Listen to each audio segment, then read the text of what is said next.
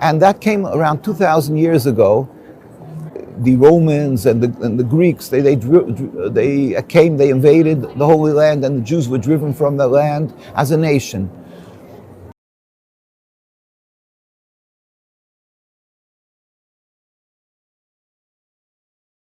Once that happened, we were put under a decree of exile. And so for 2,000 years, we're under a decree of exile by the Almighty.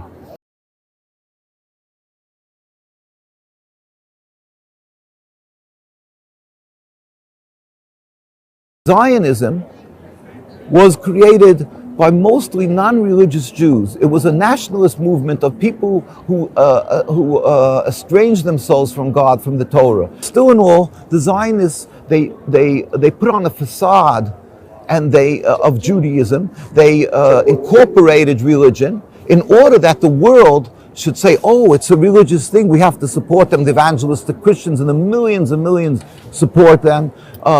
Jews who don't know the Torah well, unfortunately, the more non-religious, and they say, oh, and they have this emotional playing, that, oh, we're returning 2,000 years, we're in exile.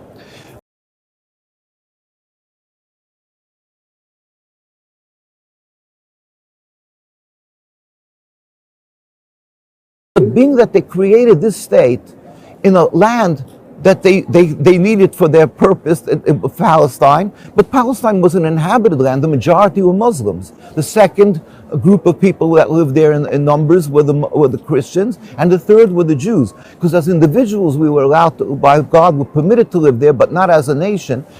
So in order for them to create their state, they had to expel, at least on the best, the Palestinian people. That is, it's against, it flies in the face of what our Torah is about, because in the Torah it says, thou shalt not kill, thou shalt not steal. We have to be, mahu rachum, rachum, just as God is compassionate, we have to be compassionate. I mean, and certainly not to steal or kill and expel people.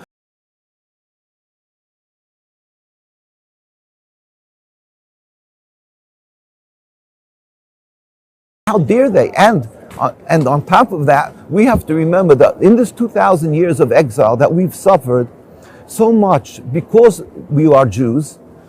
The Jews were burnt at the stake. They tried to forcefully convert Jews by the Crusades, by the Inquisition. And when they were expelled from Spain, from Italy, where did the Jews go? The Muslim lands.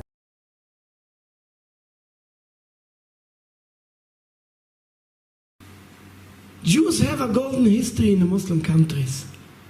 For centuries, we live in Muslim countries. Sorry, try not to hear it.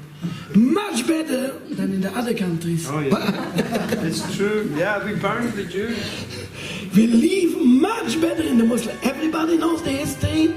Knows that. Nah, dahulu teman-teman, ketika Perang Dunia Kedua, ya, ketika orang Yahudi itu diburu oleh Nazi, oleh Syekh Abdul Qadir bin Ghabrid, yakni Imam Besar Masjid Agung Paris ketika itu, berhasil menyelamatkan ratusan hingga ribuan orang Yahudi di Masjid Agung Paris. Di mana Masjid Agung Paris ini memiliki ruang bawah tanah yang mampu menampung ratusan imigran Yahudi yang oleh Syekh Abdul Qadir kemudian mengeluarkan sertifikat identitas Muslim kepada mereka untuk menghindari penangkapan dan deportasi.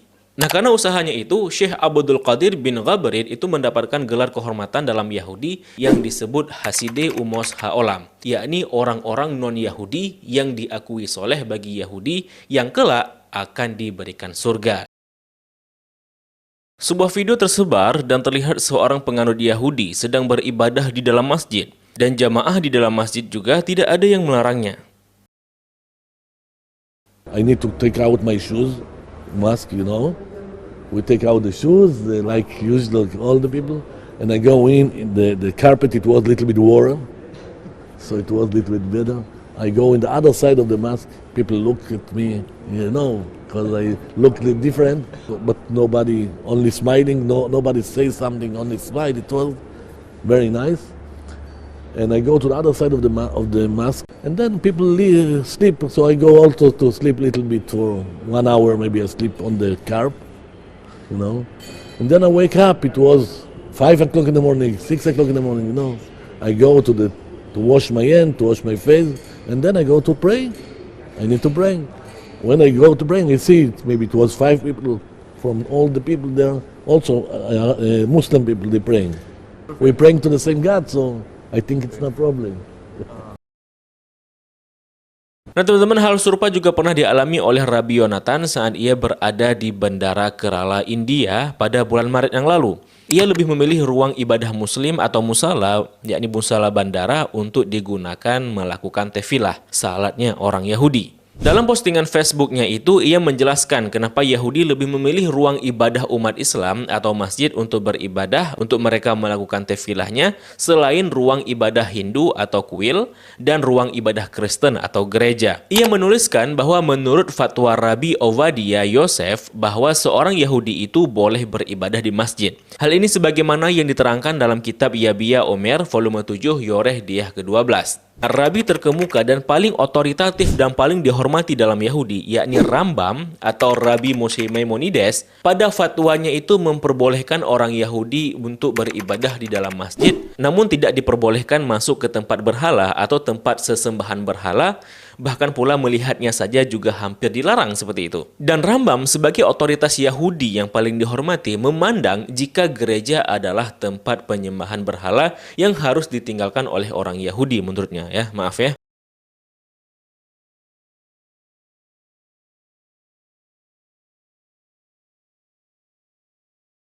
You have a picture here even, you can see how we used to live together.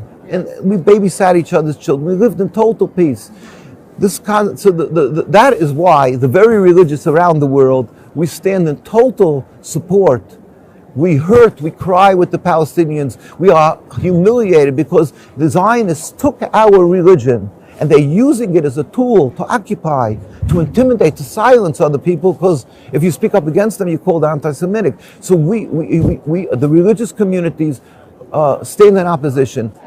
That's the difference between Judaism and Zionism. Now, so in other words, in short, and very concisely, Judaism is subservience to God, Zionism is nationalism, and it's expressly forbidden for us.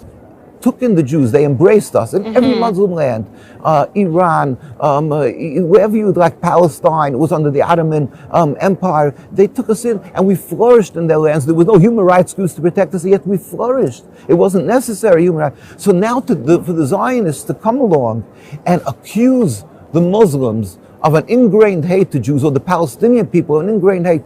How dare they, how repugnant, the Torah requires us to show gratitude for people, and to go and turn that on its head and say, these people wronged us. All of this is the most criminal part of this, what the Arab and Muslim and the Palestinian people would call the Nakba.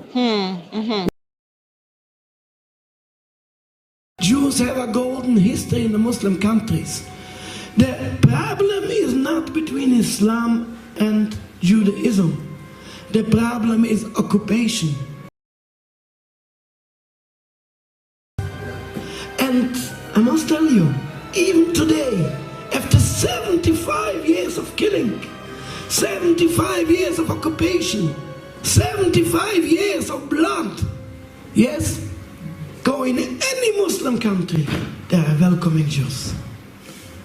Any Muslim country, Morocco, Algeria, Tunis, Iraq, Iran, Yemen, everywhere you go, they're welcoming Jews. And I see that many times I coming in Muslim communities, I speak in many mosques, in many universities, by Muslim communities, I'm always welcome. Always. I never see even any hatred from Muslims to Jews, because there is no problem between Jews and Muslims. We have very good life in the Muslim lands. I must say, I'm shaming myself Even I not consider myself a Zionist, but I know that the Zionist is coming from the Jewish origins. I'm shaming myself instead to be so thankful for the Muslim people, for the so good hospitality in all the Muslim countries. What they're doing for the Muslims, they're killing them, they're robbing away the land from them. It's so shameful. It's really shameful. But I hope and I'm sure it will come the day that the state of Israel will come to an end, and it will go back to the Muslim people, and then Jews and Muslims can live together in harmony and peace in Palestine as Muslim citizens.